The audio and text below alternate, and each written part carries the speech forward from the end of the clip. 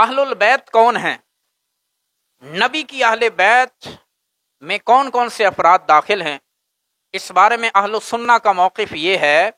کہ اہل بیت کی 3 اقسام ہیں: اہل بیت نسب، اہل بیت ولادت اور اہل بیت سکنا۔ اہل بیت نسب میں رسول اللہ صلی اللہ علیہ وسلم کے جملہ رشتہ دار آتے ہیں، اور اہل بیت ولادت میں آپ کی تمام اولاد داخل ہے، اور اہل بیت سکنا میں آپ کی تمام ازواج مطہرات آتی ہیں۔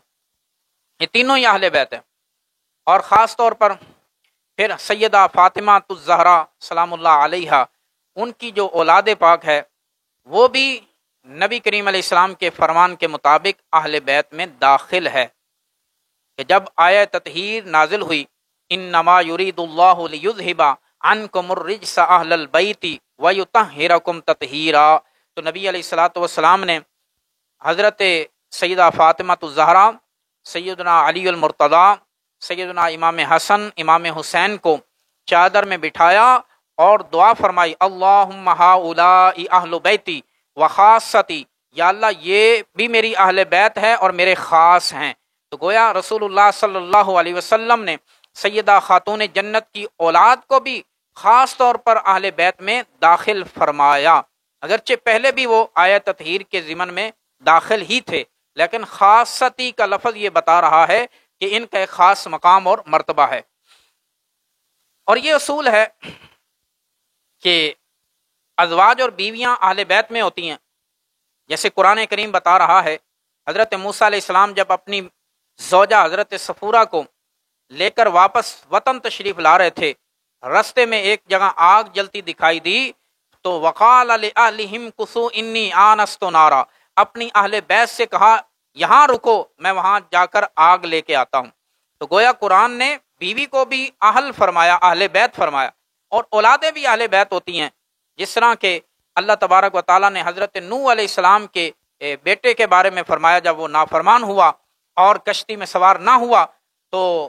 حضرت نوح علیہ السلام نے عرض کی یا اللہ یہ میرا بیٹا ہے، اس کو تو بچا لے۔ تو اللہ تعالیٰ نے فرمایا لیسا من اہلک، یہ تیری اہل بیت سے نہیں ہے۔ گویا کہ جب نافرمان ہوا تو اہل بیت سے خارج ہوا، اور اگر فرما بردار رہتا تو اہل بیت میں رہتا۔ تو اولادیں بھی اہل بیت ہیں قرآن کی روح سے، اور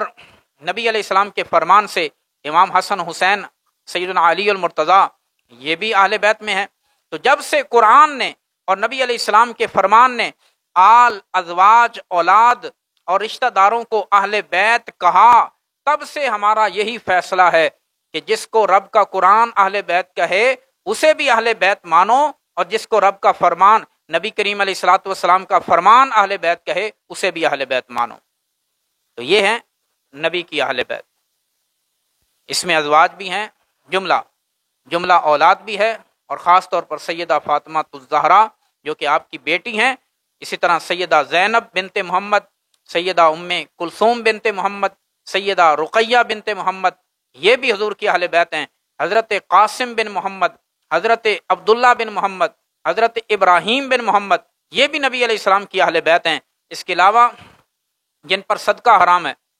وہ بھی نبی علیہ السلام کے اہل بیت ہیں، جن میں آل علی، آل عقیل، آل جعفر، آل عباس اور آل حمزہ، یہ بھی ہیں جن پر صدقہ حرام کیا گیا، یہ بھی نبی علیہ الصلوۃ والسلام کی اہل بیت ہیں۔ تو اہل بیت کا ایک لفظ وسیع مفہوم اور معنی رکھتا ہے، لہذا ہم کسی کا بھی انکار نہیں کرتے، سب کو اہل بیت میں داخل اور شامل مانتے ہیں۔